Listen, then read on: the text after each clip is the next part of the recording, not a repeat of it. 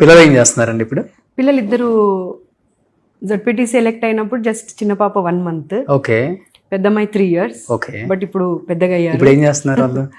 పెద్దమ్మాయి తన own startup ఉంది మహారాష్ట్రలో. ఓ, చిన్నమ్మాయి is a chef. She's working in a restaurant. ఎక్కడ? ఇక్కడే సమా అని ఫిల్మ్ నగర్ లో ఓ, ఏంటి హోటల్ మేనేజ్మెంట్ చేశారు అతను? లేదు, chef course, proper chef course. Oh super. So ఇంట్లో అన్ని వెరైటీస్ చేస్తుంది. ఓకే. పెద్దమ్మాయి స్టార్ట్అప్ కంపెనీ అక్కడ. పేరేంటండి? పాప పేరు అడుగుతున్నారు. పాప పేరు శ్రియ.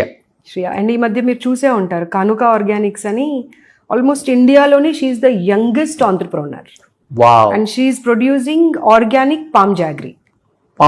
గౌడ్స్. సో మా నాన్నగారికి మహారాష్ట్రలో కళ్ళు షాప్స్ ఉండింది. అంటే మా నాన్నగారి తరమే మహారాష్ట్రలో కళ్ళుని ఇంట్రడ్యూస్ చేసినటువంటి వాళ్ళు మా నాన్న వల్ల టీం అన్నమాట. ఓకే. సో మహారాష్ట్రలో చదివింది తను, పూణేలో. అప్పుడు నా ప్రొఫెషన్నే, మా తాత ప్రొఫెషన్నే నేను ఎందుకు తీసుకోకూడదు అని నీరా నుండి బెల్లం తయారు చేస్తుంది. 100% న్యాచురల్ ఆర్గానిక్. వావ్. సో మహారాష్ట్రలోనే ఉంటున్నారు ఇప్పుడు పాప. మహారాష్ట్రలోనే. సో ఎలా మీ వీడియోస్ అన్ని చూస్తూ ఉంటారు కదా, పిల్లలు ఏం చెప్తుంటారు? They feel happy and proud okay that somebody is like has taken initiative for the students. Okay. So for good cause. పిల్లలిద్దరు యాక్టివ్ ఉంటారండి? చాలా చాలా యాక్టివ్ ఉంటారు. వాళ్ళు కూడా గైడ్ చేస్తారు నన్ను, what to do, what not to do అనేది, పిల్లల కోసం. Okay. Not for politics. So మీకు ఇద్దరు అమ్మాయిలు కాబట్టి అందుకనే మీరు హాస్టల్స్ లో అమ్మాయిల మీద మీరు తీసుకునే జాగ్రత్త చూస్తుంటే మాకే అనిపిస్తుంటే ఒక్కొక్కసారి నిజంగా ఉంటుంది కదా డెఫినెట్ గా.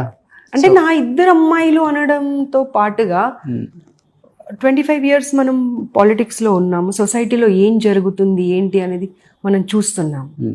సో డెఫినెట్ గా అమ్మాయిలకు ఒక నమ్మకము, ఒక ధైర్యము, మేమున్నాము అనేది చెప్పే వాళ్ళు కావాలండి ఇప్పుడు సొసైటీలో. డెఫినెట్గా దానికోసం వాళ్ళు వెతుకుతున్నారు. ఎందుకంటే పేరెంట్స్ జాబ్స్ చేస్తున్నారు, ఇంట్లో సిబ్లింగ్స్ అనే వాళ్ళతోని కూడా అంతకు టైం దొరకట్లేదు. సో కొన్ని సందర్భాలలో సమస్య ఎవరికి చెప్పాలా, ఎలా రిజాల్వ్ చేయాలా అర్థం కాని పరిస్థితిలో డిప్రెషన్కి వెళ్ళిపోతున్నారు. So then I thought like మనమే ఒక ప్లాట్ఫామ్ క్రియేట్ చేసి will give a confidence to them. Okay. So ఇప్పుడు మనకి అనాథాశ్రమాలలో, ఆశ్రమాలలో కూడా చాలా మంది మైనర్ బాలికలు ఉంటారండి. ఇప్పుడు వాళ్ళ కోసం మీరు ఎలాంటి జాగ్రత్తలు తీసుకుంటున్నారు అసలుకి?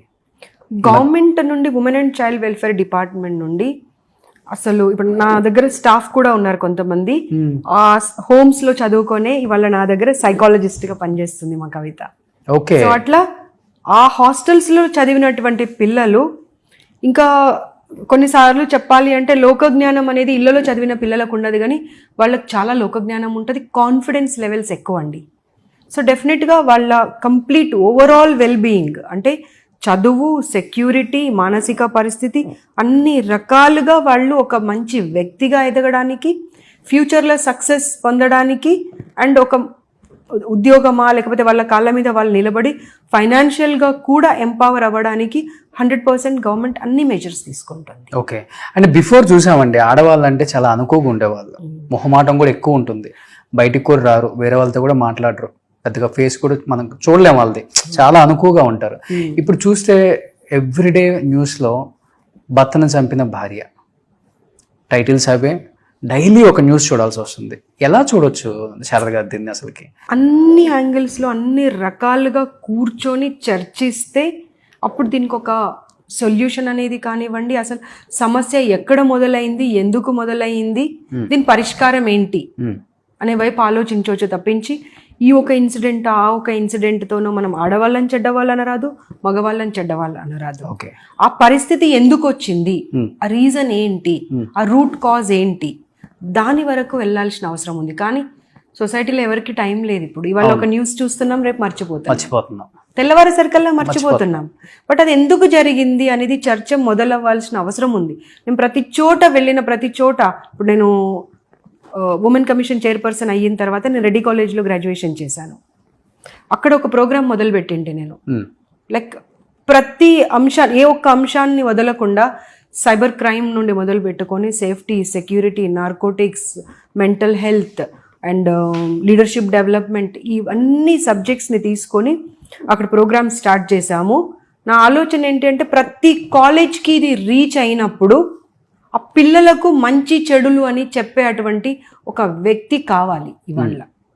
లేకపోతే ఇంకా ఎన్ని న్యూస్ చూడాల్సిన పరిస్థితి వస్తుందా, మగవాళ్ళు చెడ్డవాళ్ళ ఆడవాళ్ళు చెడ్డవాళ్ళ అర్థం చేసుకొని పరిస్థితిలో సమాజం కొట్టుమిట్టాడుతూ ఇలాంటి న్యూస్లు ఇంకెన్ని చూడాల్సి వస్తుందో. అవును. సో ఇకనైనా కళ్ళు తెరిచి ఎందుకు జరుగుతున్నాయి అనే దానిపైన చాలా చాలా చర్చలు జరగాల్సిన అవసరం ఉంది. సో కొత్త వాదన కూడా వింటూనే ఉన్నామండి. ఇప్పుడేమో అన్ని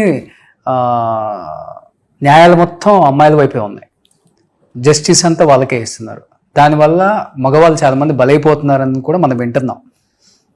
మీరు కూడా చూస్తున్నారు కూడా కొన్ని అందరం నేను చెప్పట్లేదు, కొంతమంది. కానీ వీటిని ఎలా మేడం మనం అసలు అరికట్టేది? అసలు పాసిబుల్ ఉంటుందా? ఏమైపోయిందంటే ఇప్పుడు చట్టాలలో ఒక డొమెస్టిక్ వైలెన్స్ యాక్ట్ వచ్చినప్పుడు కానివ్వండి, ఒక 498 వచ్చినప్పుడు కానివ్వండి, పరిస్థితులు వేరుండే. కానీ అనవసరంగా కూడా వీటిని యూటిలైజ్ చేసుకుంటున్నారు అనే ఆలోచనతో వాటిని మార్చడం జరిగింది. అవును. ఇప్పుడు అంతకు ముందున్నంత స్ట్రిక్ట్గా లేవండి. సో అలా ఏం లేదు. దుర్వినియోగం చేసుకునే వాళ్ళు అమ్మాయిలైనా చేసుకుంటున్నారు, అబ్బాయిలైనా చేసుకుంటున్నారు. కానీ ఇప్పుడు పరిస్థితులకు అనుకూలంగా ఇప్పుడు జరుగుతున్నటువంటి విషయాలన్నింటినీ అంటే చర్చించి యాక్ట్ని కూడా కొంత మార్చాల్సినటువంటి అవసరం ఉన్నది.